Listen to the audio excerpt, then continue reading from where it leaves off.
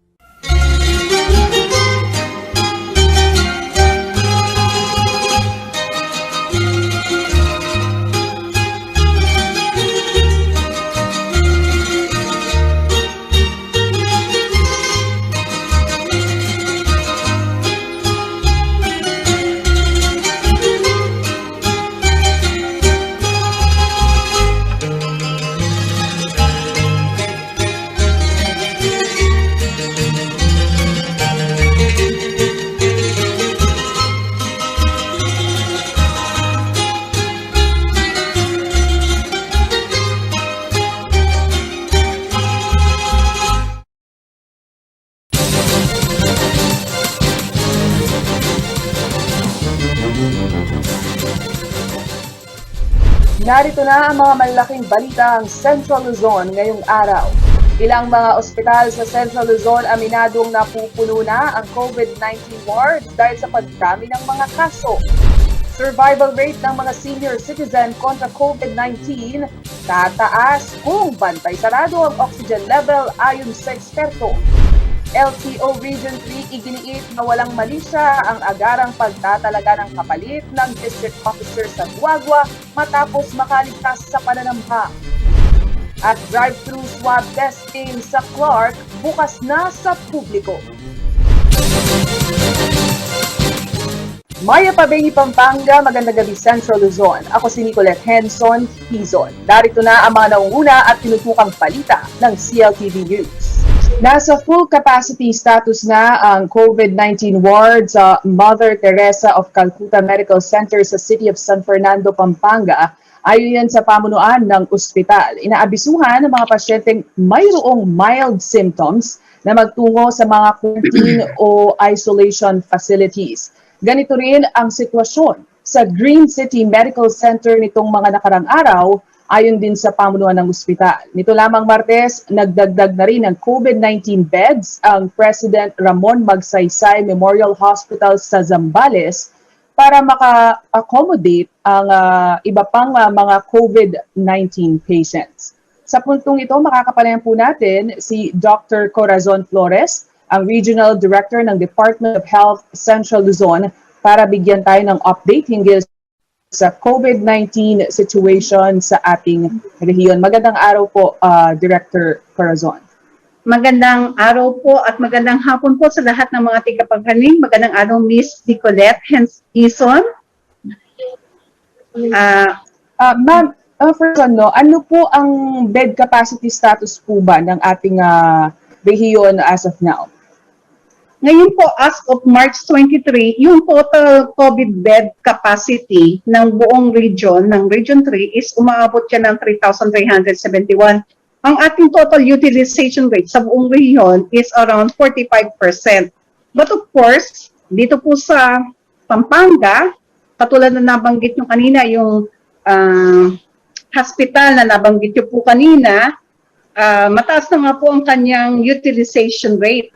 At ito pong mga tinitingnan po natin dito sa Pampang, actually more na sinasawag natin na sa critical level na, lalo na yung mga hospital kung saan mga dinadala yung COVID patient natin, marami na po tayo na nasa high risk level or critical level category na po. Pero yung sa kabuuan, sa rehiyon, nasa 45%. But of course, yung nabanggit yung pong hospital kanina, ito po yung aking datos sa aking harapan. Of course, napakarami na pong mga hospital na mataas ang occupancy. But of course, meron din namang hospital na mababa pa rin naman po ang occupancy rate. Ma'am, ano naman pong ginagawang measures po ng inyong tanggapan para matugunan ang pangangailangan sa at clarify ko lang po, tumatanggap po ba tayo ng mga pasyente mula sa NCR? Siyempre, ito pong ating rehiyon, Region 3, adjacent tayo sa Metro Manila. Siyempre, alam naman natin yung Bulacan, malapit yan sa Metro Manila. Siyempre, yung mga ibang pasyente doon na ililipat dito, and then may mga pasyente rin naman ng tiga Bulacan na nagtatrabaho sa Maynila, maaaring na-admit din po doon. Ano po yung mga measures na tinitingnan natin? Because of this increasing COVID cases that we're having now, of course, isa sa hinahanda natin, ito yung mga ating mga treatment facilities, yung mga hospitals, at saka yung quarantine facilities. Kanina po umaga, nakipag-meeting po tayo sa gobernador ng probinsya ng Pampanga, at ito po yung napag-usapan namin kanina na with the governor na talagang kinakailangan na yung mga ating quarantine facilities, isolation facilities, kung mild po yung pasyente, pwede pong doon na po siya i-admit, wag na po siya doon sa hospital, para po yung mga severe or critical cases ang i-manage doon. And then kung ang pasyente naman ay pagaling na, pagkatapos sa hospital, nag-severe, nag-moderate, pagaling na, pwede siya mag-step down doon sa tinatawag nating isolation quarantine facilities. Kaya po ang ginagawa namin, yung po mga nakausap natin na nag-i-establish ng additional isolation quarantine facility, itong ating gobernador, at sa alam ko naman po lahat po ng ating local chief executives, para yung mga pasyenteng mga mild o yung walang sintomas, doon na lang muna sa quarantine isolation facility para mas maokupahan yung mga hospital na mga severe or yung ating mga critical cases po. Ma'am, are you saying po na hindi po allowed ang strict home quarantine sa mga asymptomatic and mild, yung mga may mild symptoms po ng COVID-19, or this depends on the local government unit? Yung pong mga tinatawag natin, pwede kasing mild yung mild, positive mild. Pero kung may comorbidity siya, syempre dadali natin siya sa hospital. Pero kung siya ay mild at saka wala naman siyang comorbidities, asymptomatic naman, I would really recommend na dito na muna tayo sila sa isolation quarantine facilities. Marami naman tayong quarantine facilities na air condition na maayos naman ng pasilidad para po makabawas sila dun sa tinatawag nating pagdami ng pasyente sa hospital para yung mas lalong nangangailangan ng hospital services, doon sila i-manage. Ma'am, kumusta naman po yung monitoring ng DOH tungkol sa mga bagong strains po ng COVID-19? Of course, meron naman po tayo na hindi naman lingid sa kaalaman natin na meron naman po na discovery na meron tayong mga UK variant, meron tayong South African variant, at ito naman po kasi ginagawa ng ating regional surveillance unit, epidemiological surveillance officer po natin together with our city at saka yung municipal, provincial surveillance officer, kino-contact trace po sila. Talagang masusing tinitingnan kung sino yung mga naging contact nitong mga variant cases po natin at tapos pinapa-swab po natin, pinapa-test natin RT-PCR para ma-ensure po na talagang hindi po kumalat yung sakit. Regarding po na na-mention nyo yung ating mga contact tracers, ma'am, what are your thoughts no dun sa epekto ng contact tracing program ng ating gobyerno sa pagkatapos po, no, pag end of contract ng maraming contact tracers ng DILG? Sa tingin niyo po ba enough yung ating contact tracers as of the moment? Marami po tayong kinakailangan na i-contact trace ngayon. Napakahalaga pong trabaho yung pagka-contact trace. Kaya po kung nakikiusap tayo, kung madadagdagan pa yung mga contact tracer na pwedeng i-hire ng DILG, malaking tulong po ito sa ating mga local government units. Director, sa usaping bakuna naman po, gaano na po ba karami itong bakuna na na-download sa Central Luzon at kumusta po ang naging rollout? At ano-anong klase o brand po ng bakuna ang mga nandito? Okay. Yung una po natanggap ng ating rehiyon na bakuna yung tinatawag na Sinovac. We have received 15,000 good for 2 doses. Kaya po, ang ibinigay po natin first dose yung 7,500. So, na-cover na po yung 7,500. Then, after almost a week, nakatanggap naman tayo ng AstraZeneca. Yung po AstraZeneca na natanggap natin ay umabot ng 67,900. So, good for 2 doses din naman po yon. Ang ginawa po nating una, yung kalahati ng 67, yun yung 33,000, that's around which covers the first dose. So, and then we received the instruction coming from the national na since na may padating na panibagong vaccine, itong lahat ng 67,000, pwede na natin gamitin na first dose. Kaya po, ito po yung natanggap natin. And of course, ito po yung ongoing na ginagawa po natin na una mo nang bakunahan yung ating tinatawag na COVID Referral Hospital kasi konti pa lang po yung natanggap natin noong una.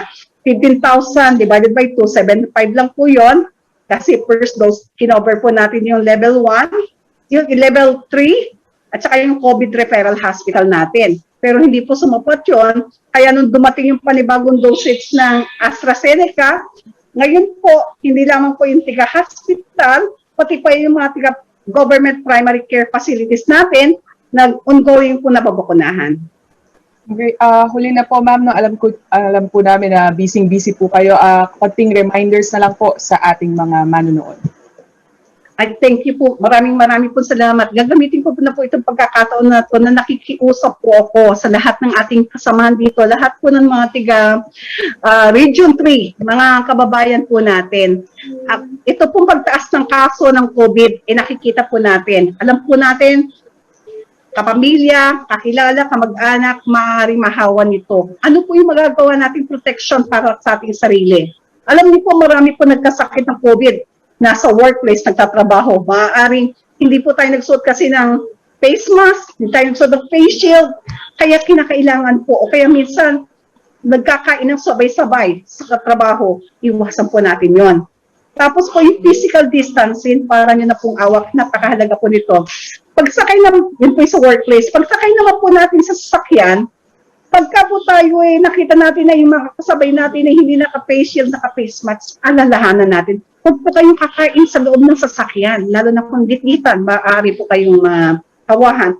Pagdating po sa bahay, bago po tayo yumakap sa ating family members, bumalik sa ating mga anak, maligo muna tayo, magpalit tayo ng damit para po malinis po tayo. At maaari po sana yung hand washing. Napakahalaga maghugas ng kamay lagi, magsuot ng face shield, magdistansya. At saka alam niyo po, yung pong sa matataong lugar, iwasan po natin na makipagsiksikan sa mga o pumunta sa matataong lugar. Kung maaari po, ito lalo nang darating na Holy Week, darating na ating Semana Santa, ipanalangin po natin na sana po talaga tayo bumaba na itong kaso ng COVID sa pamamagitan po ng pagtutulungan natin. Yun lamang po ang gusto ko ipakiusap sa ating lahat.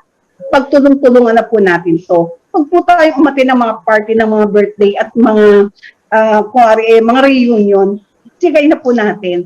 Salamat po. Salamat po. Maraming salamat po sa inyong oras, DOH Central Luzon Regional Director Corazon Flores. Mag-ingat po kayo, ma'am. Sa pagbabalik ng CLTV News, survival rate ng mga senior citizen kontra COVID-19 tataas kung bantay sarado ang oxygen level ayon yan sa eksperto. At drive-thru swab testing sa Clark bukas na sa publiko. Maraming nakatutok para sa iba pang mga nangungunang balita.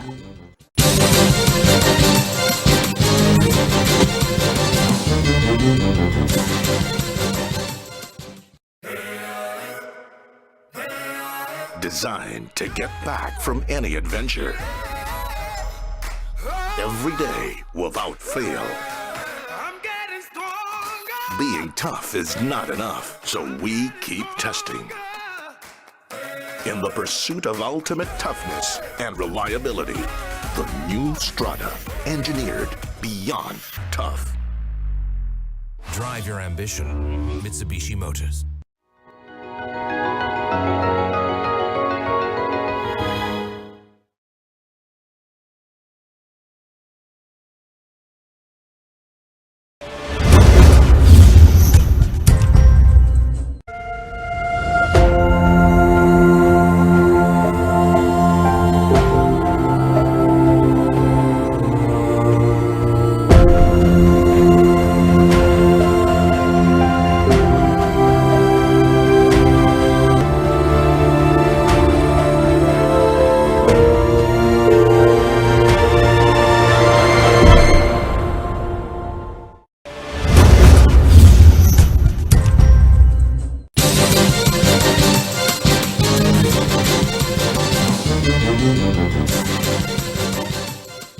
Nagbabalik ang CLTV News at sa iba pang mga naungunang balita. Kailangang maging pamilyar ang mga barangay health workers sa paggamit ng oximeters o ang electronic gadget na sumusukat sa oxygen level ng dugo. Ayon kay Dr. Edwin Pasumbal, ang Chief ng Infectious Disease at Health Advisory Council ng Pampanga Provincial Health Office, mataas ang survival rate ng mga senior citizen na tatamaan ng COVID-19 kung maaagapan ang pneumonia na kalimitang ikinasasawi ng mga tinatamaan ng virus. Narito ang detalye. Ang pinaka-vulnerable o high risk sa gitna ng COVID-19 surge sa Pampanga ay ang mga senior citizen. Ito ang ibinibigay na impormasyon ng mga doktor na kasama sa Advisory Council ng Pampanga Provincial Health Office. Kaya ang hakbang ni Governor Dennis Delta Pineda, magkaroon ng access ang mga barangay health workers sa mga gadget na magagamit para mabantayan ang mga pasyente, gaya ng pulse oximeters at thermometer. You can see thermometer at pulse oximeter. Ito po ang mga i-distribute ko to barangay level. So, sa lahat po ng may hirap na tao, yung mga senior citizen natin, humiram po kayo nito, lahat nito sa barangay health worker natin. By tomorrow, i-distribute na po to. Para saan po to? Sa mga may edad po natin na matatanda o senior citizen na may lagnat, sila Nasa 5,333 na oximeters ang ipinamahagi na sa higit 500 barangay sa Pampanga. At ang gamit umano nito ay upang maagapan ang mga senior citizen na tinatamaan ng pulmonya, na isa sa mga matinding komplikasyon ng novel coronavirus disease. pagkuha ng oxygen level. Okay? At least nasa regular po tayo, 97 kung titignan ninyo. Pero ito, bumaba na po ng 92, 90, at may lagnat po kayo, itakbo nyo na po sa ospital ang mga senior citizen natin. Ayon kay Dr. Edwin Pasumbal, Chief ng Infectious Disease at kasama sa Health Advisory Council ng Provincial Health Office, ang prevention sa posibleng kahantungan na critical stage ng isang COVID-19 patient ang layunin ng programang ito. Isa umano itong clinical parameter na maaaring makatulong sa survival ng mga senior citizen. So, gaano kahalaga ito, Doc, sa inyo na andyan sa It's used medicine? to monitor the severity of the COVID pneumonia should they have developed pneumonia. It's a clinical parameter. Mild, moderate, and severe case ang classification ng mga tinatamaan ng COVID-19 ayon kay Dr. Pasumbal. Vulnerable anya ang mga nakatatanda dahil malimit ay hindi lamang pneumonia ang kanilang nararamdaman. Kaya kung accessible sa clinical parameter, gaya ng oximeter at thermometer ang kada komunidad, inaasahan nilang hindi aabot sa critical stage ang mga nakatatanda. Binabantayan natin mabuti kasi ang mga elderly, no, senior citizen, hindi na mga elderly, pero yung mga may karagdagang karamdaman o yung tinatawag na comorbid condition. Kasi sila yung prone na magkaroon ng severe COVID infection. Because of the weakened immune system, kaya prone sila sa komplikasyon ng COVID. Bilang espesyalistang doktor, maling pananaw naman umano na sukatan sa survival ang edad. Hindi rin dapat imenos ng ilan na como 85% ng mga tinatamaan ng COVID-19 ay may mild symptoms ay magpapabaya na. Kailangan pa rin umanong maging maingat at mapagbantay sa sarili kung nakasusunod sa minimum health security protocol. That will depend on the severity of the illness. Remember that 85%, di ba, of COVID cases are only mild cases. And ang mortality natin is mababa pa rin, di ba? It's around, the death rate is only around 2% or less. So you should... Paulo G. Santos, CLTV News. Binuksan na ang Swab and Go Center, isang COVID-19 drive-thru testing facility sa loob ng Clark Freeport Zone na pinangangasiwaan ng Jose B. Lingad Memorial General Hospital. Bagamat bukas ito sa publiko, prioridad naman ang pasilidad na bigyang serbisyo ang mga manggagawa sa loob ng Freeport.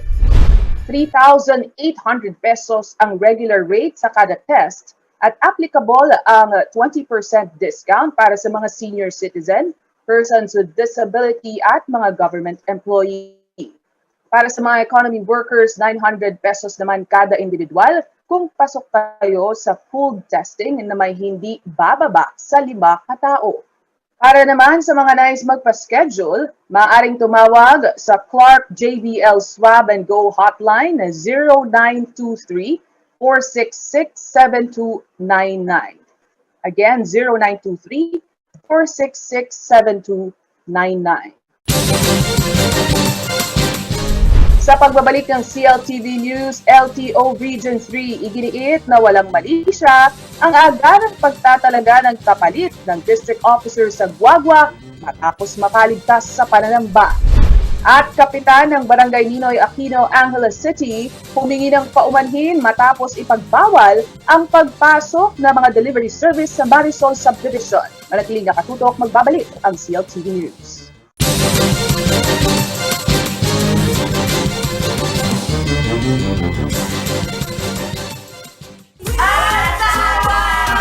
We can't physically be together shoulder to shoulder, but we are together screen to screen. When we all unite, we can overcome the most difficult of challenges. Join me and millions around the world to speak up for nature and show we care. We are in this together. I'm switching off for Earth Hour because I think our planet is worth fighting for. Join us on the 27th of March at 8:30 p.m.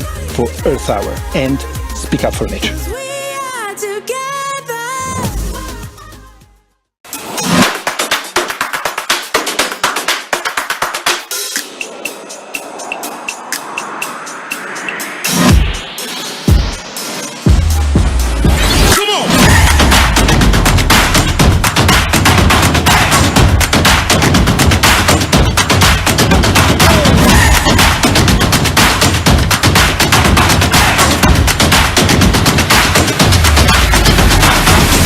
Take that journey now with a Changhe Journey MPV M60. Changhe. Change your drive.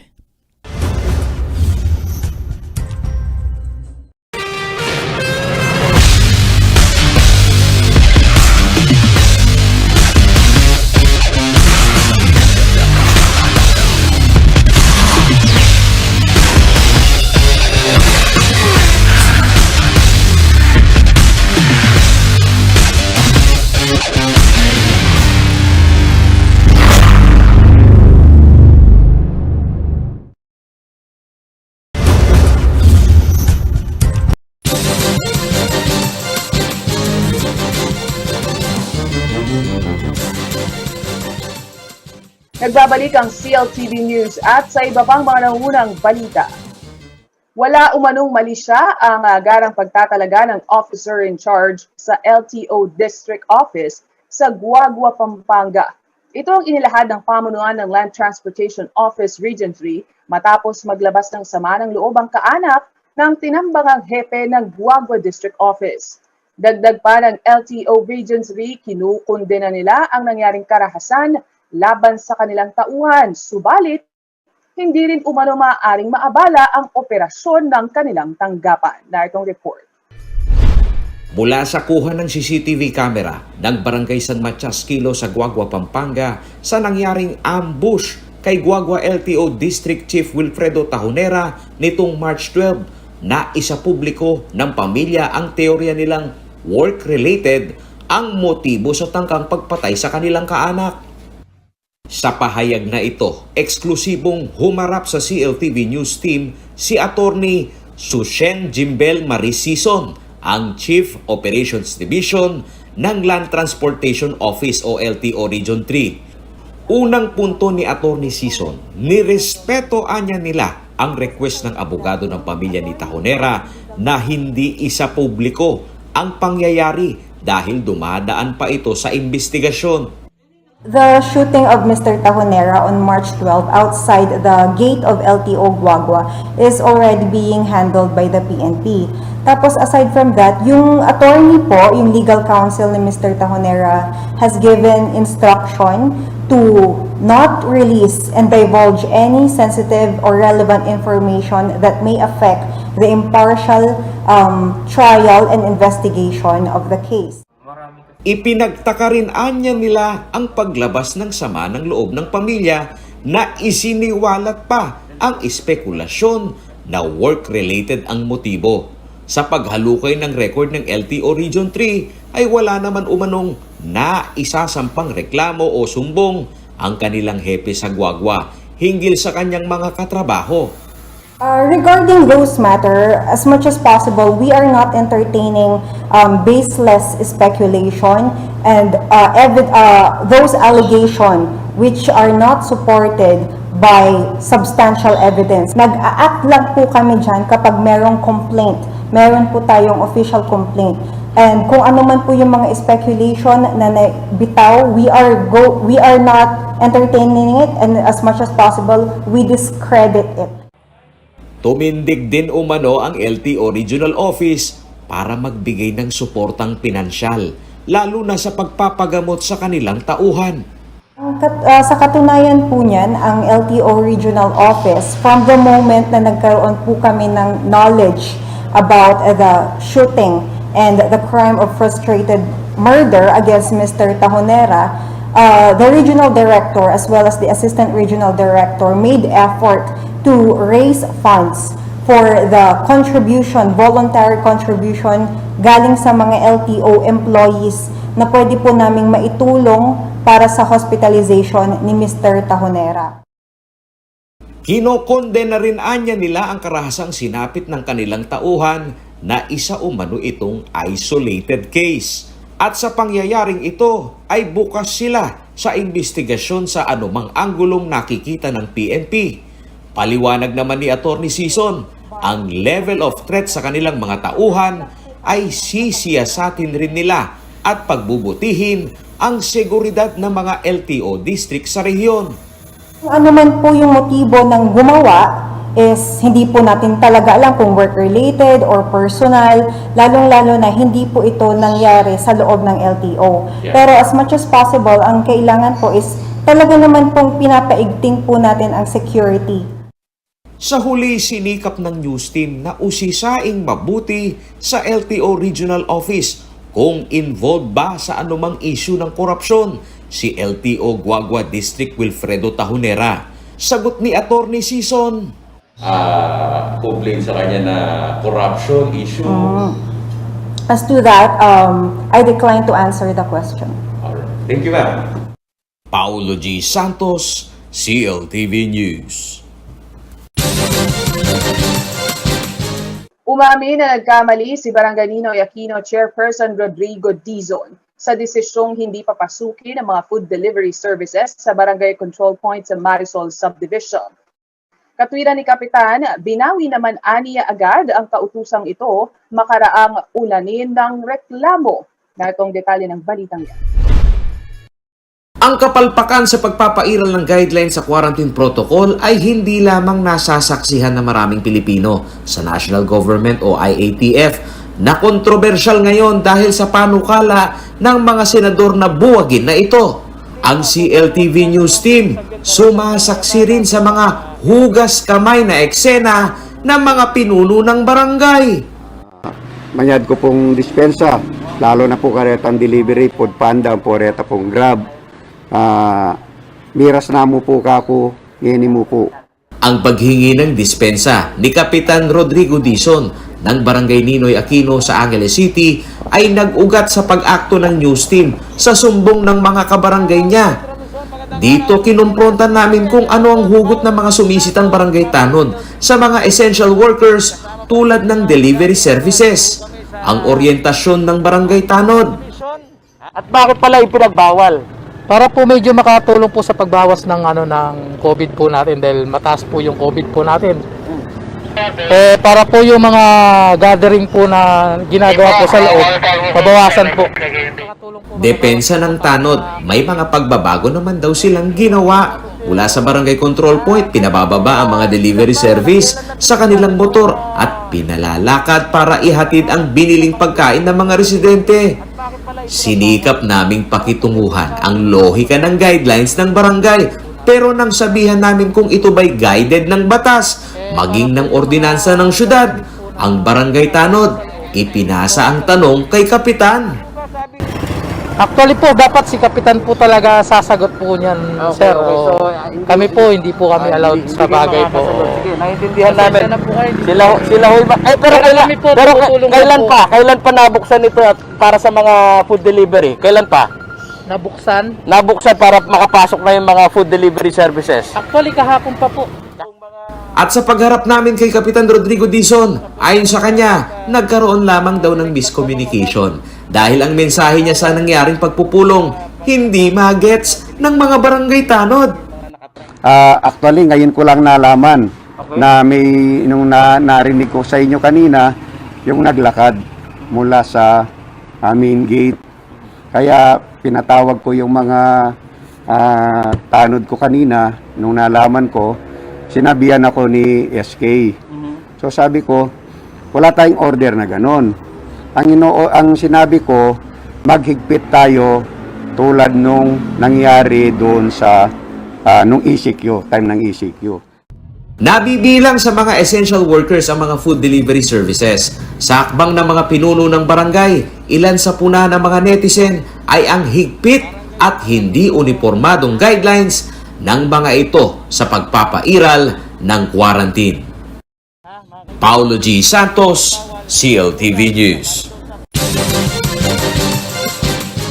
Naniniwala ang isang Kapampangan business leader na women make great leaders. Kaya naman dapat daw na lalong palakasin ang presensya at pansinin ang kanilang potensyal bilang mga negosyante, lalo na ngayong pandemya. Pakinggan ang ulat na ito.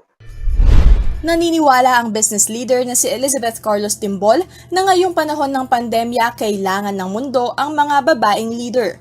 Aniya, taglay ng mga kababaihan ang mga katangian ng isang magaling na namumuno. The women has this persistence, the grit, the grace, the passion, the out-of-the-box thinking because they are caring. Si Timbol ang ikatlong babaeng presidente ng Rural Bankers Association of the Philippines at kauna-unahang Kapampangan na humawak ng pwesto. Siya rin ang tumatayong Chief Operating Officer ng Guagua Rural Bank Incorporated, isa sa mga nangungunang community bank sa Pilipinas. Ayon sa STEP Project, isang research organization na nag-aaral sa kalagayan ng mga family business sa mundo, ang pagdami ng bilang ng mga kababaihan sa workforce at negosyo ang isa sa mga pinakamalaking pagbabago sa ekonomiya nitong mga nakaraang dekada. Dumarami na rin daw ang mga babaeng humahawak ng mga executive position. Pero rekomendasyon ng mga researcher, dapat pang mas palakasin ang presensya at pagtuunan ng pansin ang potensyal ng mga kababaihan sa negosyo, lalo na't less autocratic daw ang estilo ng kanilang pamamahala. Ibig sabihin, mas bukas sa mga babaeng leader na i-involve ang mga stakeholders sa mga importanteng business decision. Samantala, bilang isang business leader, layunin din ni Timbol na i-empower ang mga kababaihan, lalo na pagdating sa finances. Mahalaga raw kasi para sa kanila ang economic independence. I think one of the best way of empowering women is through economic empowerment, right? Yeah, it was I'm just so glad that they pick up my message. It was in my inauguration speech. It's better to focus on the women. Isa rin sa mga advokasya ni Timbol ang pagtutulak ng financial literacy para sa mga kababayan natin sa mga remote area. Ngayong buwan ng mga kababaihan, inanyayahan natin ang women empowerment advocate na si Elizabeth Carlos Timbol upang pag-usapan ang parte ng mga kababaihan sa mundo ng pagnenegosyo. Abangan ng talakayan ni Timbol at ni KBP Golden Dove Awardee Sonia P. Soto sa Business Unusual ngayong Miyerkules alas 8 ng gabi sa CLTV 36. Maaari ring tumutok sa live simulcast ng programa sa aming official Facebook accounts.